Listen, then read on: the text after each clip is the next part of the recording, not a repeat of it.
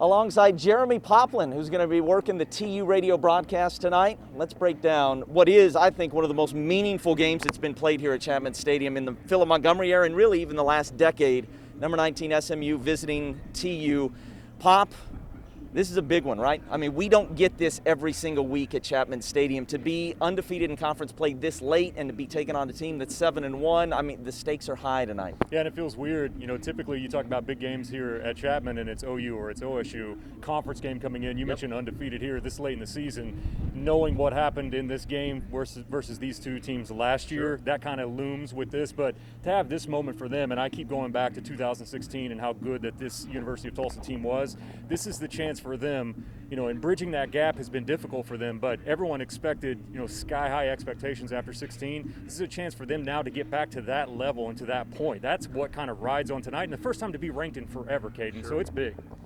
You know, there are a lot of things to concern you about this SMU team, but even beyond that, I think the spot, the fact that TU's played half as many games. So just looking at all of that, we know that this TU team has talent and they play hard. We've loved what we've seen through 4 games so far, but what concerns you the most about tonight's matchup?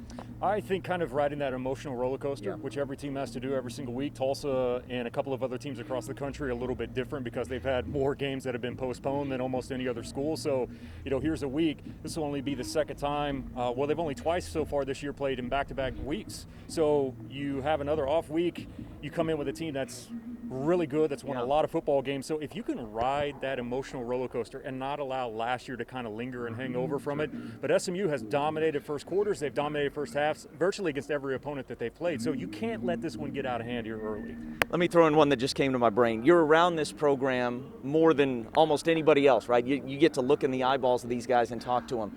This rivalry, if you go back 20 years, there's been one blowout, and it does not matter. There have been 11-win TU teams taking on 1-win SMU teams, and it comes down to the very end. For whatever reason, that has been the case in this rivalry. It's truly one of those where you can throw the records out. They're only 4 hours to the south. A lot of Texas kids on this TU roster.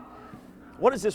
Is this their biggest rival? And maybe give me an idea. If so, what has this become over the last couple of decades? And I guess maybe to this program right now, the guys who are in this team, how do they regard SMU? I think they do regard it as their rival. I think you could throw Houston in that argument as well, but given the proximity from this and kind of the area that University of Tulsa recruits from, more from the northern part of Texas, I always sum up this question like this. Anytime that TU goes to SMU and you look up in the crowd, virtually every family member is there, and they have a huge cheering section that's there in Dallas. That tells me everything that I need to know about the proximity and what it means. And boy, I keep going back to just the craziness that we've seen in this series. And last year kind of takes the cake for the amount of crazy. And last year's game should sum up everything of what this game means. So there is no doubt that this is their rival to me. You mentioned craziness, and it dawns on me. It's probably hard to answer the question, how do you see this playing out? So maybe I'll amend it a little bit. How does it need to play out? What needs to happen for TU to come away with the win tonight? They've got to be dominant. They've got to find a way to not let Shane Buechele beat them with his legs. He is just athletic enough to be able to hurt you with that. If they can find a way to contain him the way that Cincinnati did, Cincinnati has one of the best defenses in the league. I think Tulsa is in that same caliber with them. If they can find a way to limit that. SMU, to me, is not as good as what they were last year. A few missing pieces here and there, and they've been banged up with some injuries. TU has to find a way, again, that emotional roller coaster, not allow Buechele to hurt you with his legs, and I think you're going to be okay. TU has 16 wins all time against ranked teams. A win tonight, and this becomes the first team in the history of this program to beat 2 ranked teams in the same season.